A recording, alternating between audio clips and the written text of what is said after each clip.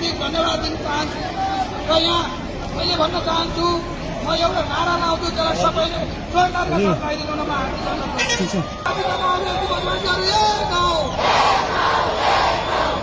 आतंक बन्द गर राज्य आतंक बन्द गर सुकुम्बासको घर भत्काउन पाइँदैन सुकुम्बासको घर भत्काउन पाइँदैन सुकुम्बासीहरूको घर भत्काउन पाइँदैन बिना पितलको उद्वार लाउन पाइँदैन बिना पितलको उद्वार लाउन पाइँदैन राज्य आतंक बन्द गर हाम्रो भोट फिर्ता गर हाम्रो भोट फिर्ता गर राज्य आतंक बन्द गर